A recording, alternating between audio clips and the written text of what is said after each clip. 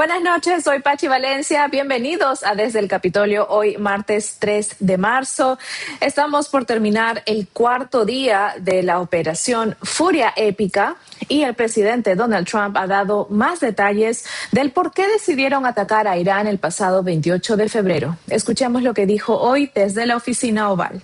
Verán, estábamos negociando con estos lunáticos y era mi opinión de que ellos iban a atacar primero.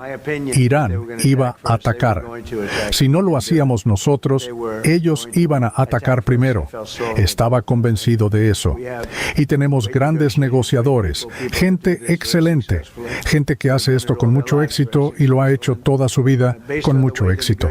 Y por cómo iba la negociación, yo creo que iban a atacar primero. Y no quería que eso sucediera. Así que podría haber forzado la mano de Israel, pero Israel estaba listo, y nosotros también. Y hemos tenido un impacto muy poderoso, porque prácticamente todo lo que tenían ha sido destruido, y su número de misiles está disminuyendo drásticamente. Y sorprendentemente, están atacando a países que eran, digamos, neutrales. Vivieron juntos durante mucho tiempo. Y creo que se sorprendieron, yo también. Y ahora todos esos países luchan contra ellos y están luchando con fuerza contra ellos. Estados Unidos también ha prometido intensificar los ataques contra el régimen de Irán. Vamos a escuchar ahora lo que dijo el secretario Marco Rubio hoy por la tarde cuando estuvo en una reunión informativa en Capitol Hill. Basta con decir que nuestros objetivos siguen siendo los mismos que se identificaron desde el principio y que el presidente expuso claramente ayer. Irán jamás podrá poseer un arma nuclear y no permitiremos que Irán se escude en la inmunidad de un inventario masivo de misiles balísticos de corto plazo ni en la capacidad de fabricarlos o lanzarlos. Por eso el CENTCOM, en operaciones conjuntas, está llevando a cabo una destrucción sistemática de su cinturón de misiles, destrucción de sus lanzamientos y de su capacidad para fabricarlos, así como de su armada. Según me informó el Departamento de Guerra, todo marcha según lo previsto y avanza hacia estos objetivos. Tenemos plena confianza en que se alcanzarán. El último punto que quisiera mencionar, y lo dije ayer, y lo repito, es que lo que están a punto de ver, vamos a desatar Xi'an contra esta gente. En las próximas horas y días empezarán a percibir un cambio en el alcance y la intensidad de estos ataques a medida que, francamente, las dos fuerzas aéreas más poderosas del mundo desmantelen este régimen terrorista, lo desmantelen y le quiten la capacidad de amenazar a sus vecinos o de ampararse en una zona de inmunidad que les permita desarrollar sus ambiciones nucleares. No se puede permitir jamás que este régimen terrorista, liderado por clérigos radicales, posea armas nucleares. Vimos lo que estaban dispuestos a hacerle a su propio pueblo. Estaban dispuestos a masacrar a su propia gente en las calles. Imaginen lo que nos harían a nosotros. Imaginen lo que les harían a otros. Con el presidente Trump eso jamás ocurrirá. Pues ahí tuvimos al secretario Rubio que dijo que en los próximos días y horas se va a percibir un cambio significativo en los ataques para desmantelar al régimen terrorista en Irán. Y precisamente sobre esto vamos a analizar en un momento porque vamos a ver en detalle qué implicaciones tiene esto para Estados Unidos y también cómo todos estos operativos que se han dado en el inicio del año en Venezuela, en México y también las conversaciones que incluso tuvo el presidente Trump con el mandatario colombiano Gustavo Petro han estado interconectados para llegar últimamente a este ataque en Irán el pasado 28 de febrero. Y también vamos a analizar qué otro adversario está siendo atacado de modo indirecto con estos planes del presidente Trump. Pero antes de seguir, lo invito a dejar un like en este video y a suscribirse a nuestro canal si le gusta nuestro contenido. Bueno, Rubio también ha dicho que hasta la fecha hay 9,000 estadounidenses que sí pudieron abandonar el Medio Oriente desde que comenzó la guerra con Irán, pero que aún hay muchos más ciudadanos que siguen intentando abandonar la zona y que el gobierno está trabajando para encontrarles vuelos charter o vuelos militares para facilitar esta repatriación. Así que el departamento ha solicitado a todos los medios de comunicación que se publique esta información para los ciudadanos estadounidenses que necesiten ayuda para la repatriación, que por favor se registren en step.state.gov. De nuevo repito, step.state.gov para poder tener los nombres, la información precisa y que ellos se puedan contactar con quienes están fuera de Estados Unidos y necesiten ayuda para salir de ahí, y también para obtener más recursos y opciones de salida en el extranjero. Pidió que se llame al 202-501-4444. Repetimos, 202-501-4444. No olvide darle like también a este video para que precisamente más hispanos puedan estar informados de las noticias más importantes que suceden en Washington, D.C. Y hoy por la tarde, el presidente Donald Trump también anunció que Estados Unidos va a ofrecer seguridad mediante escoltas navales y también garantías de seguros para todas las navieras que pasen por el Golfo y el Estrecho de Hormuz. En un posteo por Truth Social, el presidente escribió que con efecto inmediato he ordenado a la Corporación Financiera para el Desarrollo de los Estados Unidos, DFC, que proporcione a un precio muy razonable seguros y garantías contra riesgos políticos para la seguridad financiera de todo el comercio marítimo, especialmente el energético que transita por el Golfo. Escribió que estos seguros estarán disponibles para todas las líneas navieras y, de ser necesario, la Armada de los Estados Unidos comenzará a escoltar buques cisterna a través del Estrecho de Hormuz lo antes posible. Y que pase lo que pase, Estados Unidos garantizará el libre flujo de energía al mundo. El poderío económico y militar de Estados Unidos, dice Trump, es el mayor del planeta y que próximamente se tomarán más medidas. Y bueno, la gran pregunta para la mayoría es clara. ¿Estamos ante una guerra prolongada o ante el principio del fin del régimen de Irán? Para entender esta dimensión real del conflicto, hemos conversado esta tarde con Joseph Hage, analista político especializado en Medio Oriente. Él nos va a explicar en esta conversación por qué la respuesta militar de Irán no ha sorprendido a muchos, pero también va más allá, porque analiza si existe una estrategia detrás que conecta lo ocurrido con Venezuela, con México, junto con la ofensiva contra Teherán. Y también hablamos de un punto muy clave para la audiencia en Estados Unidos.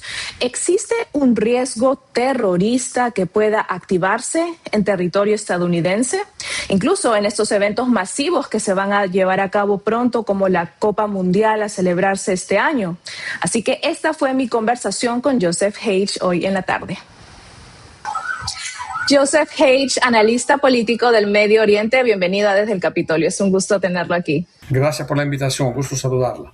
Joseph, estamos ya en el cuarto día de la operación Furia Épica. Cuéntame cómo ha venido observando y analizando estas últimas horas del conflicto. Mira, nosotros miramos el conflicto y buscamos siempre cosas inesperadas, sorpresas. Hasta ahora no hubo ninguna, en el sentido de que la reacción de Irán, quizás podría mucha gente haber pensado que Irán tiene un poderío que podría responder más contundente, de manera más contundente contra las fuerzas americanas, contra los portaaviones, etc. No hemos visto nada de lo fuera de lo esperado. Los misiles balísticos, ya sabemos que lo tenía y lo iban a lanzar. Los radares y los misiles antiaéreos, sabíamos que Israel y Estados Unidos tienen la capacidad de neutralizarlos y así fue. Así que no hay nada afuera de lo común. Lo sorprendente es que la reacción que la estamos viendo irracional de la Guardia Revolucionaria iraní, empezar a bombardear a los países vecinos. Y esto, ellos dijeron que si participa cualquier país en atacar a Irán, vamos a responder. No participó ningún país al principio. Ahora está hablando que quizás hay unos que están tomando roles en esta operación, pero lo que pasa es que ellos están entre comillas, pensando bombardear las bases americanas y las embajadas americanas. Lo que la mayoría de la gente no sabe, que los misiles iraníes no son precisos, no tienen precisión. Así que, aparte de Dubái, y Abu Dhabi, que son los Emiratos. Los otros países recibieron impactos, pero muchas veces afuera de las bases por la imprecisión de los misiles de Irán. En Emiratos Árabes Unidos me parece que intencional lo que están haciendo, quieren paralizar la economía o esta zona libre que es el corazón del comercio en toda la región del Golfo, y eso es lo que están haciendo. Lo que mandaron hacia Israel, hay muchos que cayeron más cortos en el mar, en el desierto, en Siria, en Jordania, pero esto se esperaba porque no tienen la calidad de misiles que verdaderamente pueden caer todos con precisión, y aparte de los que fueron derrumbados. Precisamente tocando su punto de la respuesta, digamos, sorpresiva del régimen iraní para atacar a todos los países alrededor, me llama la atención porque surge una duda, ¿no? El presidente Trump ya en sus 2 mensajes a la nación ha llamado 2 veces al pueblo iraní a tomar el control del gobierno. Él ha dicho, ustedes lo pidieron, ustedes me pidieron con estas manifestaciones, con todo esto que se vio con las protestas que resultaron del pueblo tratando de pedir ayuda a Estados Unidos, y él dice, y yo ya cumplí. Ahora les toca a ustedes. Pero, ¿qué tan seguro precisamente se siente el ciudadano iraní con estos ataques que está teniendo el régimen iraní y también seguramente la supresión en las calles? Mira, como primera etapa, el golpe duro que recibió el liderazgo iraní, la eliminación de toda una cúpula gobernante, empezando del ayatollah y sus ayudantes, sus consejeros, sus subalternos, etc. Ese fue un golpe duro, pero hay que tomar en cuenta que en Irán el que mantiene la calle, el orden, por la fuerza, con la represión, es la Guardia Revolucionaria iraní y el cuerpo interno que se llama Basij, que son una policía religiosa que ellos implementan ley y orden adentro de Irán. Los iraníes han empezado sus manifestaciones, sacrificaron bastante gente en sus manifestaciones, pero si la Guardia Revolucionaria iraní no es decapitada, no será completamente, pero en gran parte decapitada para no operar en contra de su propia población, va a ser difícil sacrificar otros 20 o 30 mil como los últimos 2 meses que pasó en Irán. Sería muy difícil que absorba el pueblo tantas víctimas de nuevo. El pueblo iraní está dispuesto a salir, lo hemos visto. 2 días antes del bombardeo del 28 de febrero habían salido todos los estudiantes de las universidades, quedaron adentro de las universidades. Hay lugares que salieron a las calles, pero estaba la Guardia Revolucionaria monitoreando con tanques y ametralladoras de alto calibre de 50 milímetros, y esto da miedo a cualquiera, porque sacrificar en cienes por cienes a la gente por no tener resultado no es muy aconsejable. Ahora, yo veo la misión de Estados Unidos e Israel las primeras 2 semanas hasta 3 semanas decapitando las fuerzas letales de la Guardia Revolucionaria, y eso va a animar al pueblo a salir otra vez a la calle, y van a salir también oficiales del ejército y de la policía que van a desertar del gobierno para apoyar a su pueblo, y habrá también miembros del gobierno civil que existe en Irán, el ejecutivo, que podrían también desertar para liderar una nueva época de transición, que yo la voy a llamar en Irán, después de Ayatollah y su Guardia Revolucionaria. Antes de tocar el tema de la transición, me viene una pregunta, porque tal vez los hispanos, con el ejemplo de Venezuela, en donde entraron, capturaron a Maduro, salieron y automáticamente Delcy Rodríguez, la cúpula chavista, estuvo ya, digamos, bajo el comando de Estados Unidos. No es tan fácil entonces con la Guardia Revolucionaria de Irán? ¿No es lo mismo, no opera de la misma manera? ¿Cuáles son las diferencias entre someter, digamos, al régimen iraní? Sí, la diferencia es la calle. En Venezuela, si vamos a comparar el ejército venezolano a la Guardia Revolucionaria, si hubiera decapitado Estados Unidos al ejército venezolano, quedarían las calles de Venezuela, aunque no tienen el gobierno aquel tiempo de Maduro, aunque no tenía la mayoría, pero tenía una minoría armada y manejando los asuntos internos del país tipo mafia, tipo bandas de orden. Entonces hubieran reemplazado el rol del ejército venezolano y hubieran ellos controlado las ciudades y los estados. Hay ciudades pueden controlar con los colectivos que no se puede decapitar, como el ejército está en un cuartel, tiene centros de operaciones, se lo elimina, pero los colectivos son gente que viven por todos lados en el país. Van a salir a las calles con sus pistolas o ametralladora y van a gobernar o dirigir la calle. En las provincias y en otros estados había organizaciones narcoterroristas, la ELN, la FARC, todas estas. Hubiera sido un caos con fragmentar a Venezuela en estados y en zonas y eso. Por eso no se hizo lo que están haciendo ahora en Irán. Ahora en Irán, una vez se decapita la Guardia Revolucionaria, Irán no tiene a un cuerpo o a bandas o abiertas para controlar barrios, para controlar ciudades, no hay una milicia suelta en Irán que pueda operar. Está la Guardia Revolucionaria y hay un ejército formal, pero no participa en el mismo trabajo de la Guardia.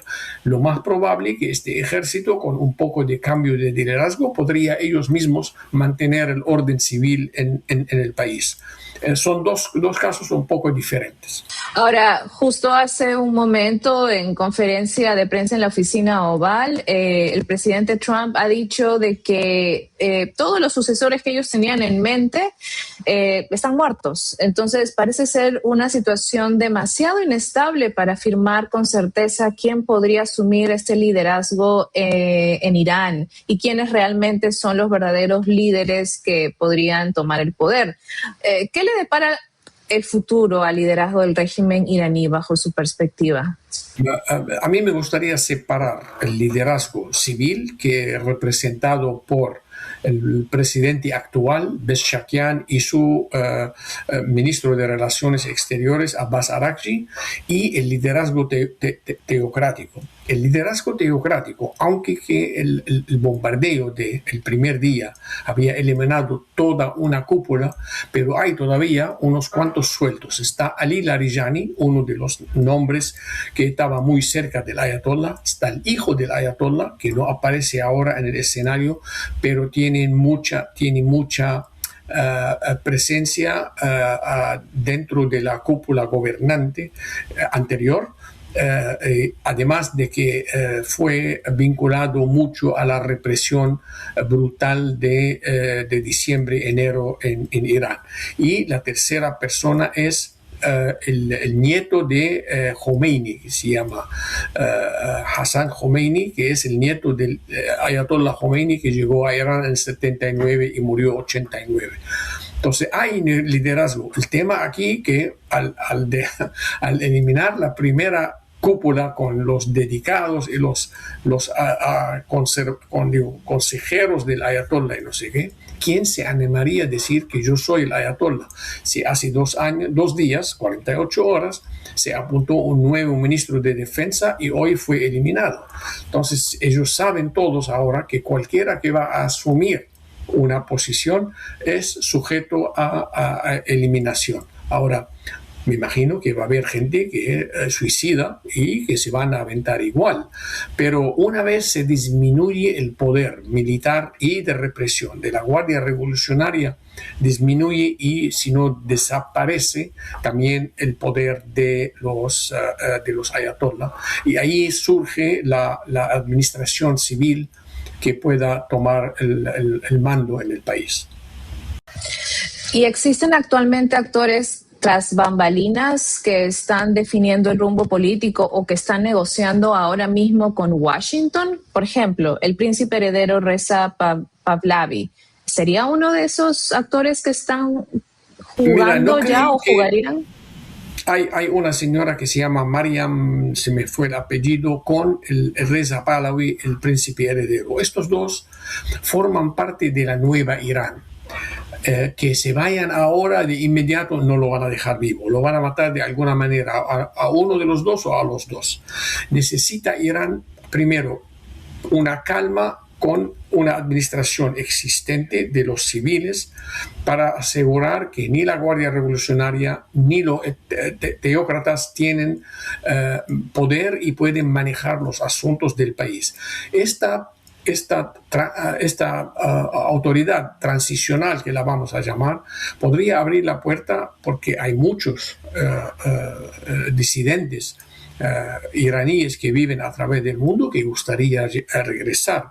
Dentro de ellos está el príncipe heredero. El príncipe heredero tiene popularidad y tiene también el carisma y tiene también se ofreció él para ayudar a dirigir a Irán para que llegue a ser un país laico y que habrá una democracia y elecciones. Y después agregó que si el pueblo iraní decide que me van a elegir a mí para cualquier rol para Irán, yo estoy dispuesto a servir a mi pueblo, y si no me quieren en el poder, estoy dispuesto a ayudar a quien ellos elijan. Así que la manera que están hablando, los que están afuera al menos, saben que ellos tienen algo de poder, pero es difícil traer a alguien que tuvo 47 años afuera del país y meterlo ahí, y quién le va a hacer caso, ni el ejército, ni los funcionarios civiles, ni los funcionarios públicos, y esto puede causar problemas. Así que debe haber una manera de hacer una transición, a no ser que hay un gobierno civil que le invite al príncipe heredero o a la señora Miriam que vengan a ustedes a manejar con nosotros eso, ya es otro tema. Pero por el momento que llegue así en paracaídas para manejar al país va a ser muy difícil. Ahora, algo que también llamó la atención en estos días es que el presidente Trump dijo que en caso hubiera un ataque contra él ya ha dejado pues instrucciones claras e Irán prácticamente desaparecería. Yo le pregunto en cuestiones de seguridad nacional dentro de Estados Unidos, porque también hemos visto en estos días que hubo un tiroteo en Austin, en Texas, sí, que bueno, si bien no está confirmado al 100%, el FBI ya lo está tratando como un acto de terrorismo. Entonces, estamos también acercándonos a una futura Copa del Mundo, eventos internacionales dentro de Estados Unidos, el mismo Trump diciendo que él ya dejó igual instrucciones. ¿Cómo ve esta parte de la seguridad dentro de Estados Unidos? ¿Cree que Irán se vuelva más envalentonado en intentar ciertos ataques en Estados Unidos?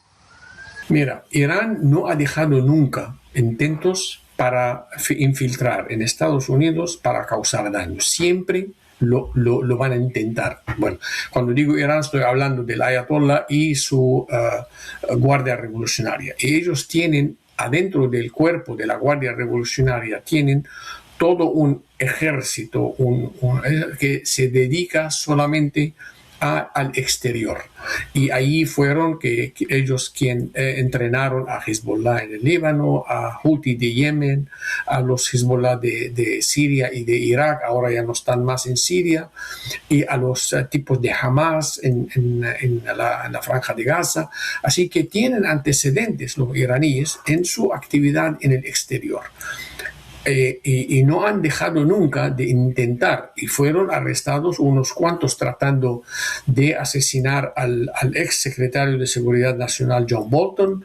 Tuvo 2 intentos relacionados a Irán de asesinar al mismo presidente, así que ellos van a intentar, pero nuestras agencias de seguridad son, aparte de ser muy inteligentes, muy avanzados tecnológicamente, tienen bastante conexión en el terreno para poder ubicar a cualquier intento y que sea de 2 personas y más. Lo difícil sería siempre que una sola persona actúa a sola sin instrucciones, porque cuando reciben instrucciones lo más probable es que caiga la instrucción en manos de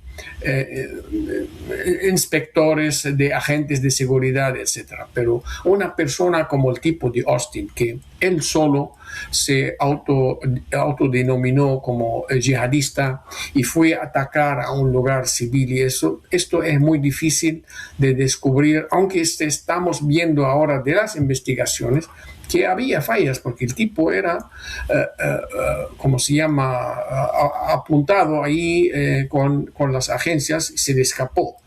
Entonces hay que tener cuidado más ahora de los lobos que llamamos nosotros lobos solitarios. Son personas independientes.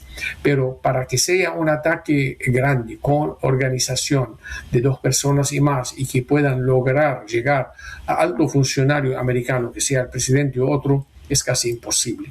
No se descarta la posibilidad.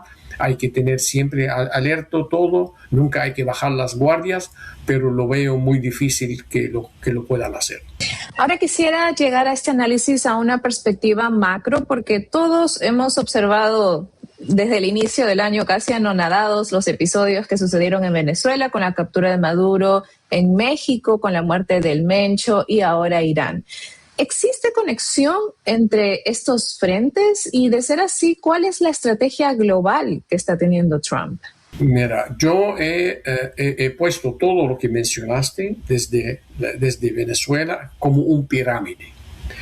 La cabeza del pirámide era Venezuela. En Venezuela, Irán estaba saqueando oro, lavando dinero y exportando drogas para recaudar fondos para su programa nuclear. El oro que vendían en el mercado negro en Dubái era para Irán.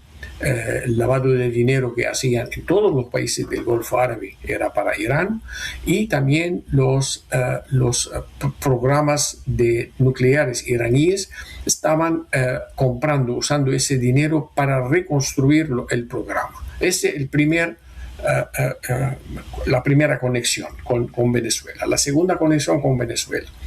Elementos en Venezuela estaban tratando de armar todo un imperio de narcotráfico hacia Estados Unidos, hacia México, hacia Europa, por todos lados. Y Venezuela era el país a donde era más fácil salir con cargamentos pesados, como vimos las lanchas o los barcos que salían de la costa venezolana, otros que salían de la costa colombiana, pero estaba activa todas estas organizaciones narcoterroristas en su actividad en exportar, que sea el fentanilo, que sea la cocaína, que sea lo que sea. Y ahí viene la conexión colombiana y mexicana.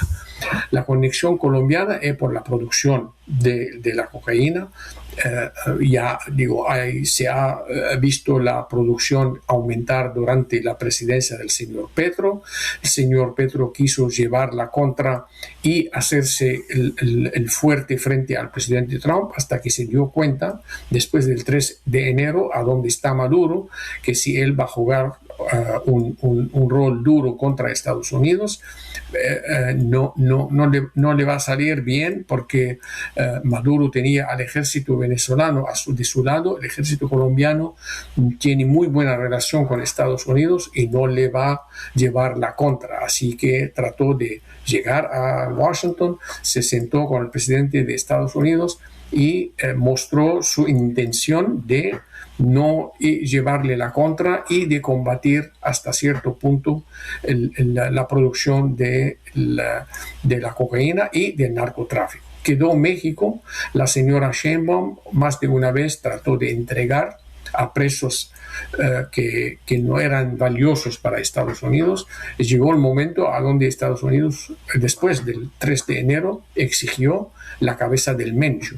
Y allí el secretario de Seguridad Nacional, que fue sujeto a un gran intento de asesinato de parte del Mencho, fue una batalla de 2 horas en la Ciudad de México entre los guardias y la policía que estaba con Omar García Harfuch y con los miembros del Mencho, y allí murieron 2 de su guardaespaldas. Él salió ileso, pero ya era cosa no solamente gubernamental, ya era personal, porque mandó a matarlo y abrió el camino a un camino de cooperación con Estados Unidos y abatieron al Mencho. Entonces ahora viene Irán, Estados Unidos ya que arregló la parte de este pirámide aquí en Estados Unidos, queda la parte de más abajo, que es Irán y su vínculo a estos países en abastecerse con dinero, abastecerse con material, porque hasta ahora no tenemos exactamente si pudieron extraer uranio de Venezuela para usarlo en su programa. A esto va a venir más adelante, pero definitivamente le cortaron esta línea de suero que tenía Irán de Venezuela, ya no existe más. Ahora Irán también seguía con su programa nuclear. Parece que la Agencia Internacional de Energía Atómica había reportado después del año pasado que se detectan radiaciones atómicas en más de una localidad en Irán, y eso que avanzó con la decisión no terminar, trató de avanzar con las negociaciones, pero firmes y rápidas para obtener soluciones. Se dio cuenta Estados Unidos, al fin, después de la última cumbre en Ginebra, entre el señor Witkoff, entre el señor Araghchi de Irán, que esto no va a ningún lado, esta negociación es una pérdida de tiempo, no van a entregar nada, van a prometer, pero no van a entregar, y allí tomó la decisión final el presidente de que hay que parar al programa nuclear iraní, cueste lo que cueste. Y no era suficiente paralizar solamente al programa nuclear, porque si hay quien lo va a reiniciar de nuevo, entonces por eso fueron detrás de las cabecillas, que son el Ayatollah y su entorno y la Guardia Revolucionaria. ¿Y qué hay del petróleo? Porque el hecho de que tal vez Trump haya podido asegurar el petróleo venezolano, ¿le habría dado alguna ventaja estratégica a Estados Unidos para atacar a Irán? La ventaja es que sí, Irán va a tratar Irán. De hecho, Irán no produce mucho ahora porque está bajo sanciones, pero el susto o lo que tenían miedo, tomado en cuenta que Irán pueda cerrar completamente al estrecho de Hormuz. Si llega a hacer esto, Irán está tratando, pero no lo logró, podría, cortar la producción mundial, 20% de la producción mundial del petróleo. Y esto, para que no haya una crisis económica grande, podría sustituir el 20% iraní por algo del petróleo de Venezuela, para no hacer un shock económico que pueda desatar una guerra mundial a causa de la economía. Pero hasta ahora los misiles de Irán no han podido cerrar el estrecho de Hormuz. Trataron el primer día de hacer algo con su marina, se destrozó la marina iraní, y entonces amenazó al presidente: si vuelven a tratar de cerrar este estrecho, los van a bombardear a toda la base, todo el cuerpo marítimo que ellos tienen, y encima el puerto de Bandar Abbas. El puerto de Bandar Abbas es la única fuente de dinero para Irán, porque a donde sale en este puerto todo el petróleo iraní para el exterior. Así que ahora están bajo presión de que si vamos a cortarle el petróleo al mundo, nos van a cortar el petróleo a nosotros, y tienen que empezarlo. Esto sí pueden, porque ya no tienen mucho armamento, excepto los misiles y los drones a largo plazo, a largo alcance. Joseph, solo para confirmar, entonces, el estrecho de Hormuz no se ha cerrado formalmente, porque han habido reportes de que ya se cerró. Sí. Ok. Ayer la Guardia Revolucionaria iraní lo anunció, pero a la media hora el comandante en jefe del Comando Central dijo que no está cerrado completamente el estrecho de Hormuz. Ok, es muy bueno aclarar eso porque han habido reportes del cierre, más no ha habido la corrección, digamos, de lo que se dijo después. Hay una corrección del Comando Central que fue emitida ayer, que no está cerrado al 100%. Bien, porque también se habían reportado ya alzas del precio del petróleo, casi en un 7% sí. Ahora. La inestabilidad es sola suficiente para causar una alta del precio, porque saltó el precio $10 el barril de un solo jalón y hoy otro 6%, pero yo me imagino esto va a ser temporario, no va a durar mucho tiempo. Y ahora, con todo esto que se ha venido desarrollando y lo ha explicado de una manera muy interesante como una pirámide, ¿podría Cuba convertirse en el siguiente escenario dentro de esta pirámide? Sí, pero no necesariamente militar, porque aunque los cubanos, hay muchos que prefieren resolver eso por la fuerza, pero Cuba hay una posibilidad que se transfiere a un gobierno transicional sin la fuerza. Y no es un caso aislado, ha pasado eso en la historia reciente. Después de la caída de la Unión Soviética hay más de un país que han transformado sus gobiernos de manera pacífica. Por citar uno, Polonia fue uno de los que hicieron una transición. Jaruzelski, que era apuntado por los rusos, pero se opuso completamente contra los rusos a invadir a Polonia y hizo una etapa de transición y entregó el poder a Lech Walesa, después que fue electo presidente. Está el caso de Alemania del Este, que fue completamente oprimida con las fuerzas de seguridad y eso, y fue entregada pacíficamente indirectamente a Alemania Occidental. Hicieron los cambios para unificar a Alemania. Entonces hay casos anteriores a donde hubo, después de una larga dictadura o gobierno totalitario, hubo transición. Ahora, si los que están en el poder en Cuba se van a aferrar al poder y no lo van a entregar bajo ningún motivo, ahí sí se están buscando una intervención limitada o grande cualquiera, pero una intervención seguro. Pero después de ver lo que pasó en Venezuela, con Colombia, con México, no sé si la lógica de ellos les va a permitir ponerse duros en no entregar al poder.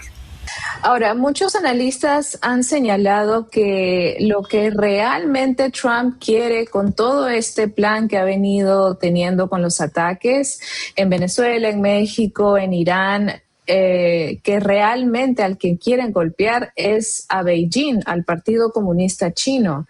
¿Cuál es su análisis sobre este escenario? Mira, nosotros como americanos, como gobierno americano, no tenemos interés en tener una guerra abierta con Beijing. Beijing no tiene petróleo o lo que tiene no es suficiente. Ellos dependen de lo que compran en el mercado internacional. Si Beijing verdaderamente tiene intenciones de enfrentar a Estados Unidos, necesita petróleo.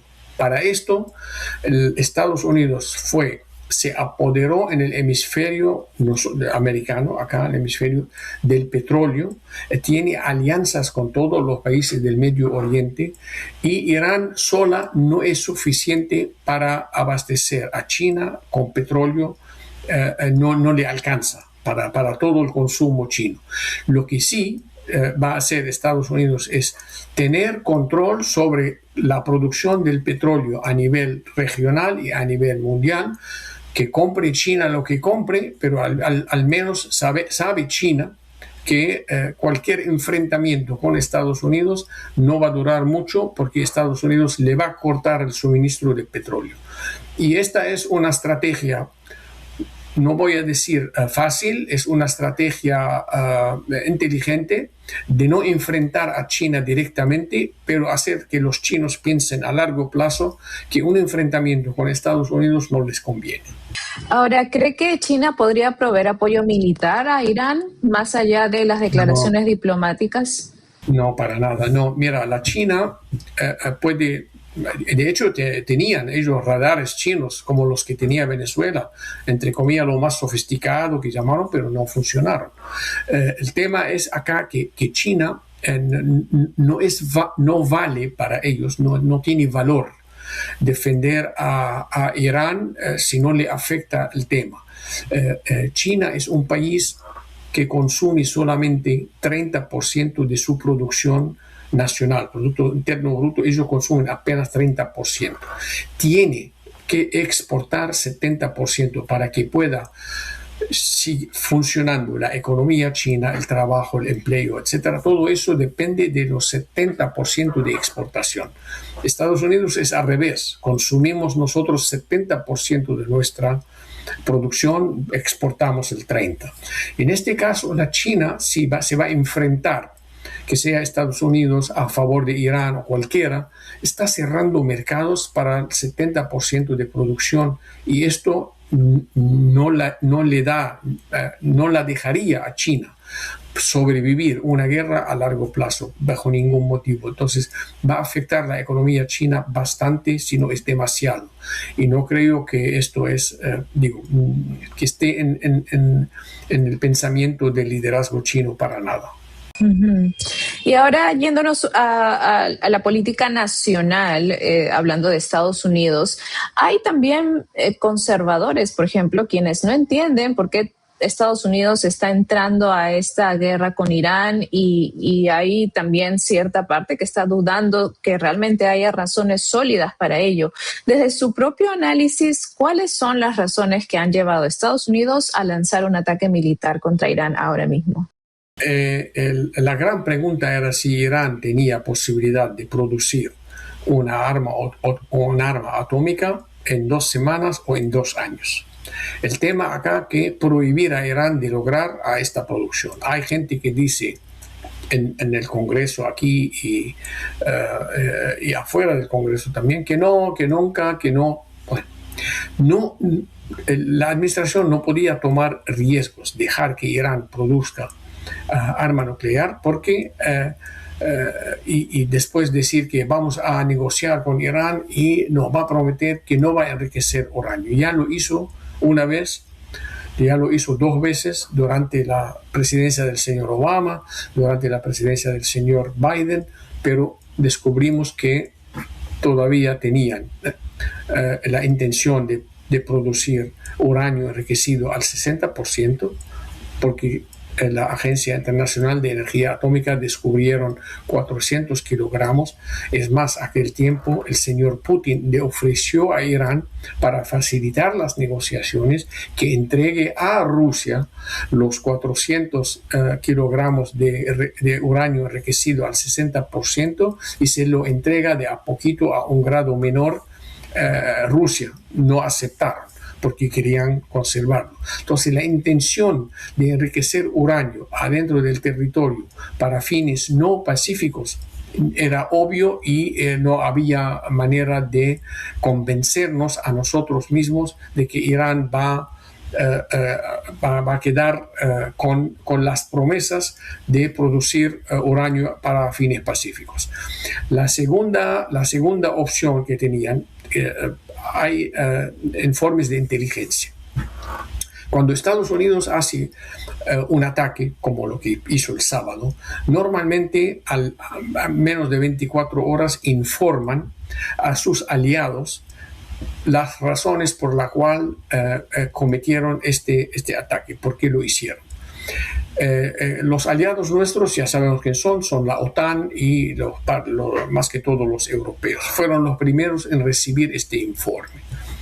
El presidente francés, que no es muy simpatizante de las guerras, tampoco se suscribe a la agenda del presidente Trump. Fue el primero en responder, en mandar portaavión francés al Medio Oriente y desplegar los aviones franceses con capacidad nuclear cerca del Medio Oriente. Ellos tienen una base en Djibouti, que es francesa, y allí tienen bastante aviación. Así que el secretario de la OTAN, lo mismo, declaró que debemos todos apoyar a Estados Unidos en su campaña para prohibir que Irán logre producir un arma atómica. Así que hay información. El secretario Rubio se sentó con el liderazgo de demócrata y republicano y les informó 1 o 2 días antes, y ninguno de los que estaban ahí, incluyendo el senador Chuck Schumer, dijo que no querían una intervención. Todo lo que dijo, bueno, deberíamos de informar al pueblo americano lo que vimos, y no habló más nada. Ahora, las voces que están saliendo denunciando este ataque, yo creo que no tienen la información adecuada, o lo están haciendo simplemente porque el presidente Trump lo hizo. Hay esta posibilidad también. Sí, es precisamente lo que dijo el secretario de Estado Marco Rubio ayer en conferencia de prensa ante el Congreso. Estaba diciendo no podíamos informar a los más de 300 congresistas lo que estábamos planeando hacer. Era casi imposible, pero sí se hizo la información previa al grupo de los 8. ¿Cierto? Claro. Ahora, para hacerla... Si el grupo de los 8 no salió ahí como locos diciendo no se puede, algo saben. Uh-huh. Ahora, para explicar, digamos, a la audiencia hispana en Estados Unidos, bajo toda esta incertidumbre de lo que está sucediendo en Irán, como experto, usted, ¿qué señales nos indican que la situación, que todo este conflicto está o mejorando o empeorando? ¿Cuáles serían estas alertas claves en esta guerra contra Irán? Mira, yo creo que está disminuyendo la intensidad de este conflicto, porque entre el sábado y hoy, que es martes, ya disminuyó bastante la intensidad de los misiles iraníes y no hemos visto nada nuevo. Lo que quiere decir que la campaña aérea de bombardeos empezó a dar efectos, y día a día vamos a ver menos y menos intensidad de los misiles, al punto que ya no tiene más cómo actuar Irán o la Guardia Revolucionaria en Irán en contra de este asalto, y allí llegaría el tiempo para hablar con ellos de una manera que puedan lograr parar completamente este asalto, a cambio de renunciar al enriquecimiento de uranio, a no producir misiles balísticos, a dejar de apoyar a sus proxies en la región, etc. Pero hasta ahora no tengo indicación que me dice que esto va a ir para empeorar. De lo contrario, yo creo que todos los días va a disminuir de a poquito, disminuyendo la intensidad, y esto lograría una solución. Es decir, que bajo su perspectiva, la Guardia Revolucionaria de Irán ya está prácticamente sin oxígeno. Todavía no, todavía tiene, pero está disminuyendo el oxígeno todos los días, y van a llegar a un momento que no van a tener nada de oxígeno, y ahí cuando viene el momento adecuado para sentar en la mesa.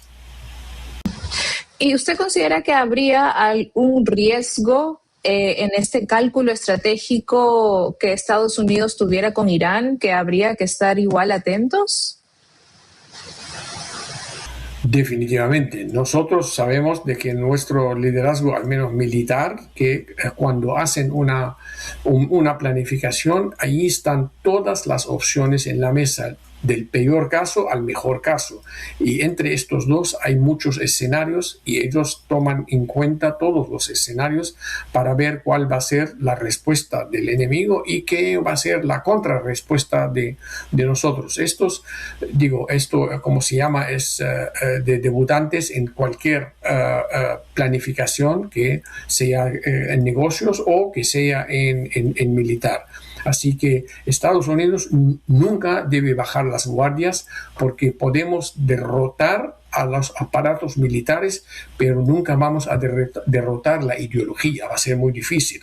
Mira, la Unión Soviética derrotó a sola se derrotó como idea del socialismo o comunismo, etcétera, pero no murió el comunismo. Todavía hay gente que jura y perjura por él.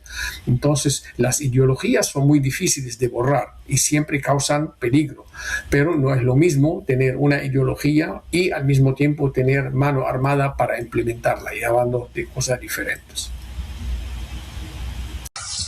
Joseph Hage, analista político del Medio Oriente y también cofundador del Miami Strategic Intelligence Institute. Ha sido un gusto tener su análisis en este tema tan complejo y gracias por estar ahora en el programa. Gracias por explicarlo de una manera tan pues dinámica también para los hispanos que están en Estados Unidos y que también tienen muchas preguntas en torno a lo que está sucediendo. Gracias, que tengan buen día, buena tarde, a la hora que lo vean, gracias. Ha sido un gusto, gracias. Chao, igualmente. Y usted cuénteme debajo en los comentarios qué opina sobre este conflicto. ¿Cree que se va a intensificar o que solo es cuestión de días? Y de ser así, ¿qué sigue en esta transición para Irán? Vamos a empezar este episodio recapitulando lo que ha venido pasando durante el día, desde el Pentágono, desde la Casa Blanca, incluso desde el Congreso, porque la administración Trump ha seguido dando más detalles, ha estado dando más actualizaciones sobre lo que fue la operación Furia Épica, qué objetivos se quisieron alcanzar con este ataque, si realmente ya llegaron a esos objetivos que querían y luego cuáles van a ser los siguientes pasos. Así que vamos a ir desmenuzando cada uno de ellos y también vamos a ir viendo las declaraciones de cada funcionario de la administración Trump el día de hoy, porque hubo varias conferencias de prensa. Pero antes, no olvide de dejarnos su like en este episodio para que YouTube siga recomendando nuestro contenido a más hispanos que quieran seguir informados sobre lo que está sucediendo ahora mismo en Washington, D.C. Y también, pues, por supuesto, déjenos sus comentarios sobre lo que le ha venido pareciendo esta operación Furia Épica, porque, por ejemplo, hoy, hace unas horas, el presidente Trump calificó a este operativo con un puntaje de 15 sobre 10. Trump ha alabado el trabajo del ejército estadounidense y ha asegurado que realmente el régimen de Irán ha estado a 2 semanas de tener un arma nuclear.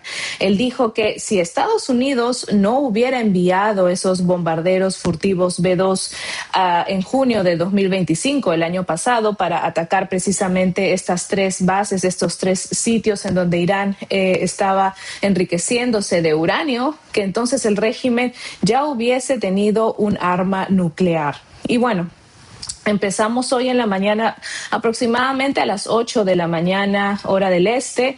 El Pentágono realizó una conferencia de prensa. En conjunto, el secretario de Guerra, Pete Hegseth, junto con el general Dan Kane. Ellos han dicho algo muy interesante. Han dicho que a partir de hoy y en menos de una semana, tanto Estados Unidos como su aliado Israel van a tener el control total del espacio aéreo iraní. Algo de lo que precisamente nos decía ayer el analista Joseph Hage, que sé que a mucha de nuestra audiencia le gustó el episodio de ayer, el análisis de este experto en Medio Oriente. No va a ser la última vez que lo veamos, porque vamos a seguir analizando todos estos desarrollos de la operación mientras vayan pasando los días. Pero algo que decía ayer cuando le pregunté cómo veía esto, si realmente esta guerra iba a tener una influencia negativa dentro del territorio estadounidense, él decía que realmente él no anticipaba que esta guerra se prolongara tanto. Él tenía, digamos, su análisis era que el plan de Trump estaba muy bien trazado, muy bien planificado, y que no sentía de que esta guerra iba a impactar tanto como se estaba previendo en torno a la inflación, incluso en torno a amenazas terroristas dentro del territorio estadounidense. Él decía que esto va a ser cuestión de días, y bueno, ya vemos a el secretario Hegseth pues confirmando que en menos de una semana ya va a haber control aéreo tanto de Estados Unidos como de Israel. Hegseth también ha resaltado algo muy especial, una victoria para el ejército estadounidense, y es que resaltó un ataque que no se había visto desde la Segunda Guerra Mundial, y es que Estados Unidos hundió un buque iraquí con un torpedo. El barco se encontraba frente a las costas sur de Sri Lanka. Ahí vamos a ver el video que estamos poniendo ahora mismo en pantalla, en donde se ve este ataque. Y bueno, aquí les vamos a mostrar los momentos más destacados de las declaraciones de Pete Hegseth y del general Dan Kane hoy por la mañana. Escuchemos. Me presento hoy ante ustedes con un mensaje inequívoco sobre la Operación Furia Épica. Estados Unidos está ganando de forma decisiva, devastadora y sin piedad. Bajo el mando directo del presidente Trump, el Departamento de Guerra desató esta operación la madrugada del sábado, hace apenas 4 días, lo cual significa que debemos recordar 2 cosas. Primero, solo llevamos 4 días en esto. Las métricas están cambiando, la situación se está calmando y están llevando más fuerzas. Es muy temprano y, como ha dicho el presidente Trump, nos tomaremos todo el tiempo necesario para asegurarnos de tener éxito. Segundo, solo llevamos 4 días en esto y los resultados han sido increíbles. Realmente históricos. Solo Estados Unidos de América podría liderar esto, solo nosotros.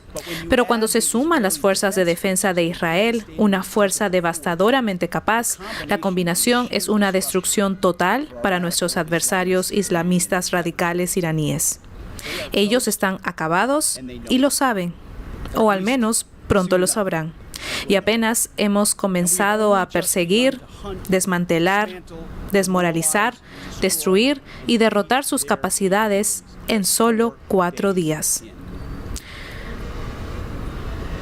Comenzando anoche y para completarse en pocos días, en menos de una semana, las 2 fuerzas aéreas más poderosas del mundo tendrán control total de los cielos iraníes, un espacio aéreo sin oposición. Espero que todos los presentes entiendan lo que significa espacio aéreo sin oposición y control total significa. Significa que volaremos todo el día, toda la noche, noche y día, encontrando, reparando y finalizando los misiles y la base industrial de defensa del ejército iraní, encontrando y reparando a sus líderes y a sus líderes militares, sobrevolando Teherán, sobrevolando Irán, sobrevolando su capital, sobrevolando a los cuerpos de la Guardia Revolucionaria Islámica. Los líderes iraníes miran hacia arriba y solo ven el poder aéreo estadounidense e israelí cada minuto de cada día hasta que nosotros decidamos que se acabó. E Irán no podrá hacer nada al respecto. Y como dijo el presidente Trump, se avecinan más y mayores oleadas. Apenas estamos comenzando. Estamos acelerando, no desacelerando. Las capacidades de Irán se evaporan cada hora, mientras que la fuerza estadounidense se vuelve más feroz, más inteligente y absolutamente dominante. Hoy mismo llegan más bombarderos y más cazas. Los altos líderes de Irán han muerto. El llamado Consejo de Gobierno que podría haber seleccionado a un sucesor, muertos, desaparecidos o acurrucados en búnkeres demasiado aterrorizados como para siquiera ocupar la misma sala. Generales de alto rango, mandos medios, oficiales, soldados rasos no pueden hablar ni comunicarse y mucho menos montar una ofensiva coordinada y sostenida. Eso no es bueno para la moral. La Fuerza Aérea iraní ya no existe, construida en 1996 y destruida en 2026. La Armada iraní reposa en el fondo del Golfo Pérsico, combatiente, ineficaz, diezmada, destruida, derrotada. Elijan su adjetivo. De hecho, anoche hundimos su buque insignia, el Soleimani. Y parece que el presidente de Estados Unidos lo atrapó 2 veces. Su armada está destruida. Elija su adjetivo. Ya no existe. De hecho, ayer en el Océano Índico, y lo reproduciremos en la pantalla, un submarino estadounidense hundió un buque de guerra iraní que creía estar a salvo en aguas internacionales, pero fue hundido por un torpedo. Muerte silenciosa. El primer hundimiento de un barco enemigo por un torpedo desde la Segunda Guerra Mundial. Como en esa guerra, cuando aún éramos el Departamento de Guerra, la estamos luchando por ganar. También, ayer, el líder de la unidad que intentó asesinar al presidente Trump fue perseguido y asesinado. Irán intentó matar al presidente Trump y el presidente Trump rió al último. Ahora bien, Esto no es una situación de misión cumplida. Es simplemente una llamada de atención. La combinación de inteligencia y poder de combate de Estados Unidos e Israel controlará a Irán y lo hará pronto. Claro que Irán aún podrá disparar algunos misiles y lanzar drones de ataque unidireccionales contra objetivos civiles, y sus aliados intentarán atacar nuestras embajadas, nuestras bases y objetivos vulnerables. Después de todo, son terroristas y necesitan atacar a civiles porque no pueden luchar cuerpo a cuerpo. Pero los encontraremos y los eliminaremos. Esto es lo que las noticias falsas pasan por alto. Hemos tomado el control del espacio aéreo y las vías fluviales de Irán sin tropas sobre el terreno. Nosotros controlamos su destino. Pero cuando unos pocos drones logran pasar o ocurren cosas trágicas, es noticia de primera plana. Y lo entiendo, la prensa solo quiere hacer quedar mal al presidente, pero intenten por una vez informar la realidad. Nosotros fijaremos los términos de esta guerra a cada paso. Como dije el lunes, la misión está muy centrada. Destruir los misiles y drones iraníes y las instalaciones que los producen, aniquilar su arma e infraestructura de seguridad crítica y cortarles el acceso a las armas nucleares. Irán nunca poseerá una bomba nuclear, ni bajo nuestra supervisión, ni jamás. Como dijo el secretario, llevamos 4 días y 103 horas en esta campaña. La operación se lanzó con objetivos militares claros, diseñados para desmantelar la capacidad de Irán de proyectar poder fuera de sus fronteras, tanto hoy como en el futuro. En primer lugar, estamos atacando y eliminando los sistemas de misiles balísticos de Irán para evitar que amenacen a las fuerzas, socios e intereses estadounidenses en la región. En segundo lugar, estamos destruyendo la armada iraní, degradando su capacidad y habilidad para realizar operaciones, no solo en el área de responsabilidad del Comando Central, sino, como mostró el secretario en el video, en todo el mundo. Y en tercer lugar, nos aseguramos de que Irán no pueda reconstruir o reconstituir rápidamente su capacidad o poder de combate, y estas fases comenzarán a medida que continúe la campaña. Hasta esta mañana, el Comando Central está logrando avances constantes.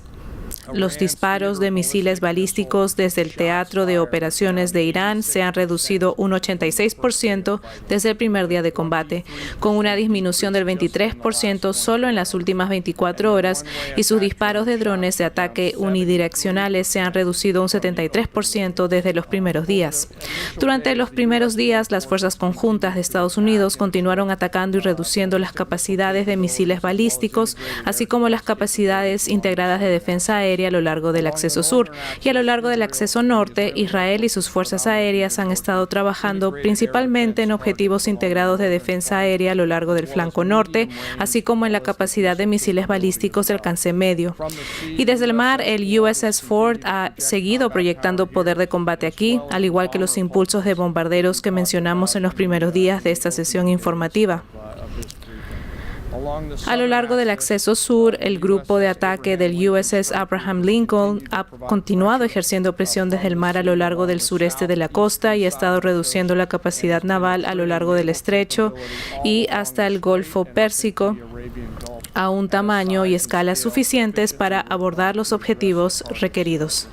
Hasta la fecha, hemos alcanzado más de 2.000 objetivos, como dijo el almirante Cooper en su video de anoche. Hemos destruido más de 20.000 buques de guerra iraníes, incluyendo, además de la fragata fuera del área, un submarino, y neutralizado efectivamente en este momento la principal presencia naval de Irán en el teatro de operaciones allí. Antes de seguir, déjenos un like en este episodio y también cuéntenos debajo en sus comentarios qué opina sobre las declaraciones del Pentágono. Ahora, la administración Trump dice que su operación tiene 4 objetivos: destruir las capacidades de misiles iraníes, neutralizar la armada iraní, desbaratar estas redes terroristas y también evitar que Irán tenga un arma nuclear. Y bueno, desde la Casa Blanca a la 1:00 p.m, hora del este, la secretaria de prensa Karoline Leavitt también reiteró estos mismos objetivos del ataque contra Irán, pero también aclaró algunos reportes de la prensa que estaban cuestionando el operativo de Trump, básicamente por lo que ya había pasado en junio de 2025. Estaban cuestionando cómo era que Irán todavía tenía un arma nuclear, si es que ya en junio del 2025 ya se había destruido pues todas las bases en donde se supone que había esta arma, ¿no? Entonces aquí vamos a escuchar a la secretaria de prensa hablando sobre ese tema. Escuchemos.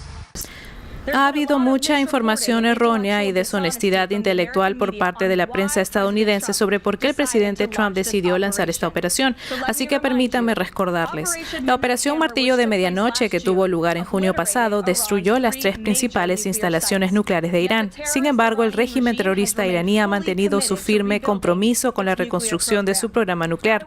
¿Y cómo sabemos esto? Porque Irán ha seguido este camino de guerra y violencia a pesar de que el presidente Trump envió a 2 de sus negociadores más importantes y de mayor confianza para participar en negociaciones exhaustivas y de buena fe para intentar llegar a un acuerdo. Y el mundo sabe que la preferencia del presidente siempre es la paz y la diplomacia primero. Basta con mirar los 8 conflictos globales adicionales que ha resuelto el año pasado como prueba. Desafortunadamente, el régimen terrorista iraní se negó a negociar de buena fe. Ellos eligieron este camino de violencia y destrucción y están cosechando las consecuencias de su terrible decisión.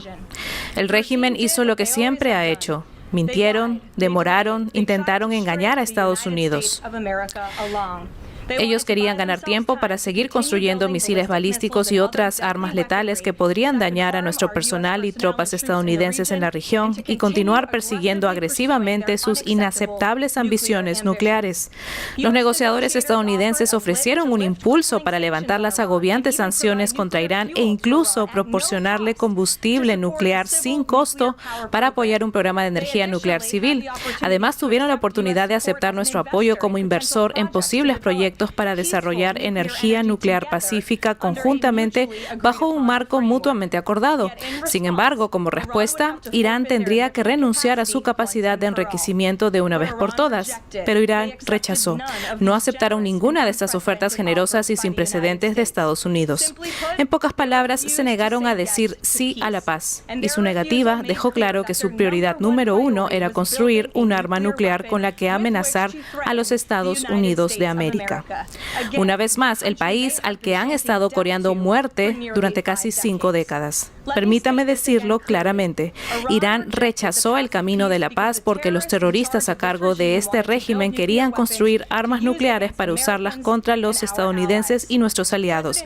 El presidente Trump tomó la determinación, una determinación y decisión valientes, de que el camino que Estados Unidos estaba siguiendo con Irán tenía un solo resultado: muerte y destrucción masivas a manos de un régimen terrorista con armas nucleares. Ese camino de muerte, destrucción y amenazas contra el pueblo americano ha terminado con la Operación Furia Épica. La Operación Furia Épica ha forjado un nuevo camino que garantizará mejor la seguridad de Estados Unidos y de nuestro pueblo. Los terroristas apostaron a que el presidente Trump actuaría como muchos de sus predecesores, que se limitaría a hablar y se negaría a imponer sus claras líneas rojas. Pero eso ha demostrado ser un catastrófico error de juicio. Cuando el presidente Trump hace una amenaza, y he reiterado esta amenaza muchas veces desde este podio a todos ustedes durante el año pasado, el presidente Trump no fanfarronea.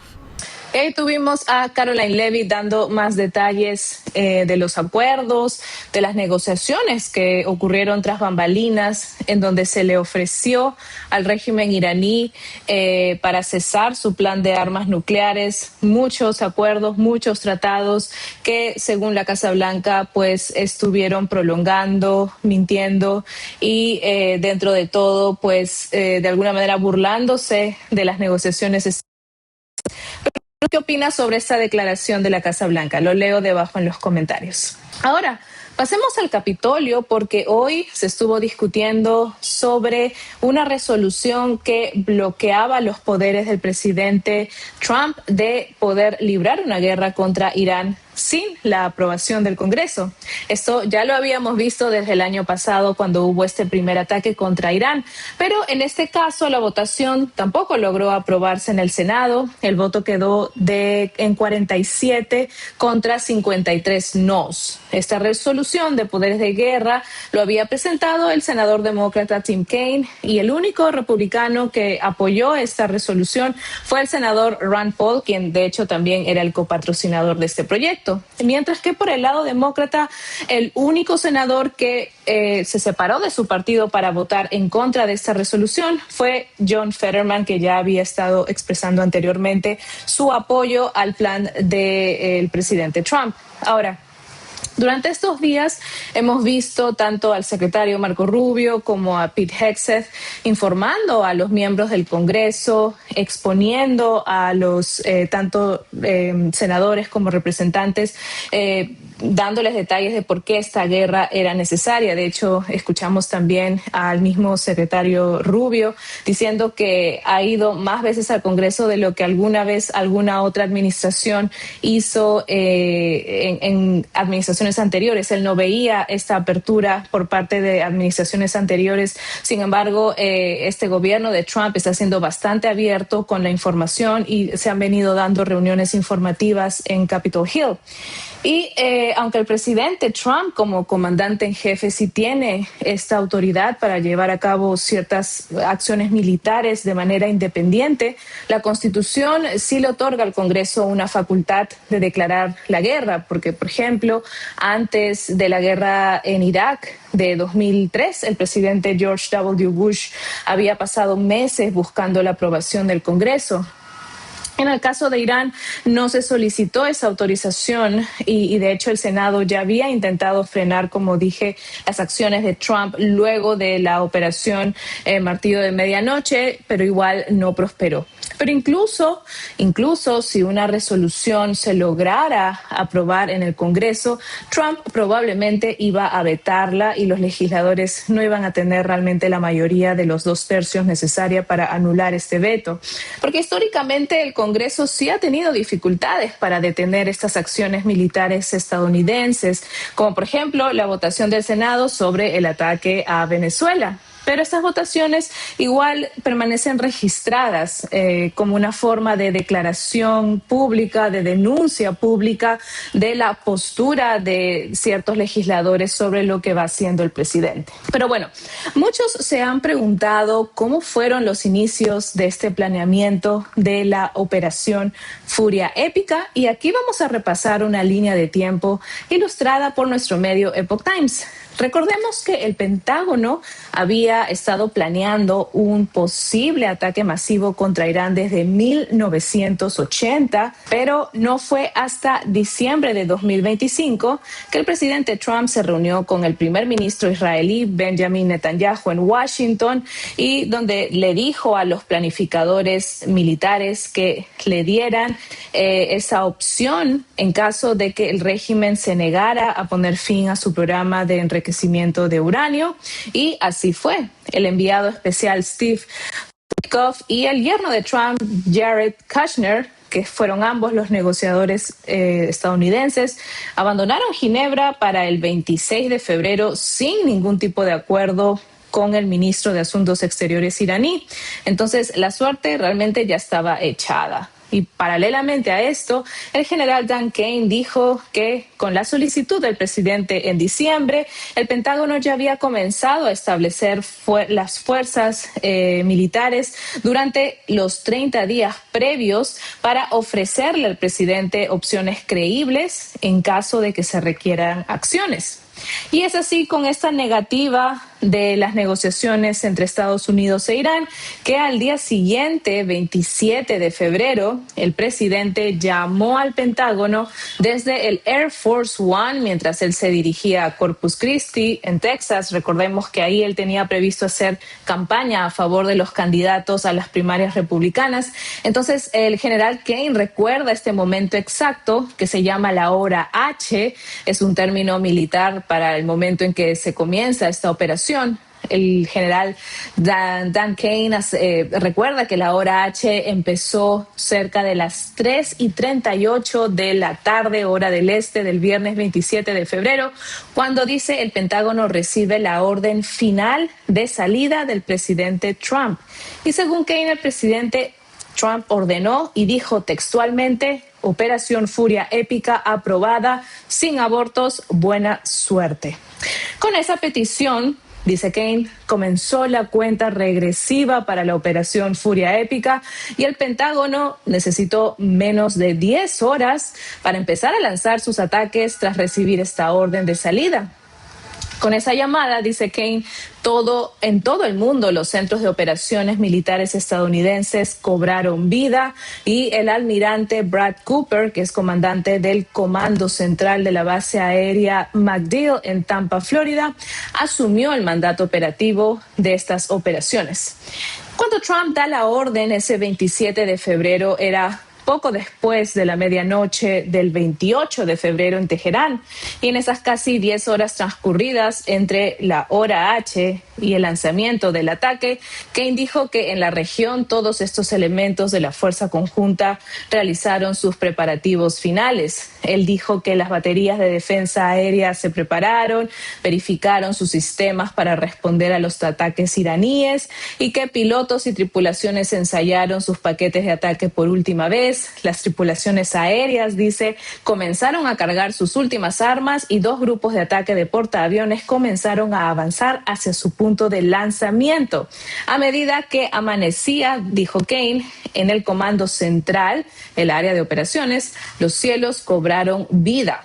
Y toda esa ola llegó a Irán ese 28 de febrero a la 1:15 de la madrugada, hora del este, y 9:45 a.m. en Teherán, ese llamado el día D, en donde más de 100 aviones lanzados desde tierra y mar, tanto aviones cisterna, sistemas aerotransportados de alerta temprana, aviones de ataque eléctrico, bombarderos, plataformas no tripuladas, todos formaron una única ola sincronizada, dijo Kane.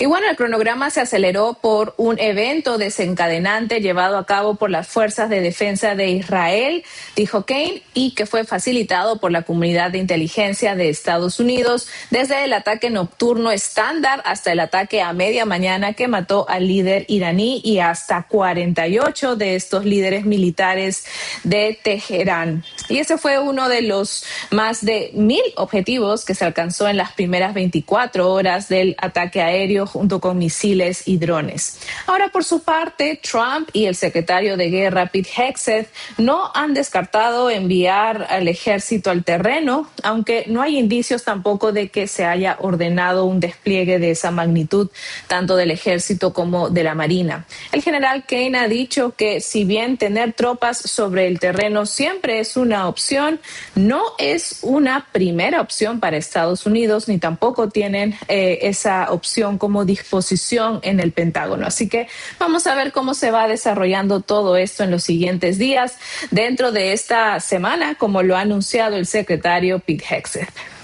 Gracias por acompañarnos en este episodio. Recuerde seguir a Desde el Capitolio en todas nuestras redes sociales, darle me gusta a este video y dejar sus opiniones debajo. Y si aún no se ha suscrito a este canal, hágalo ahora y no olvide activar las notificaciones para estar siempre informados sobre lo que sucede en Washington y cómo afecta a nuestra comunidad hispana. Yo soy Pachi Valencia y nos vemos mañana con más información en Desde el Capitolio. Buenas noches.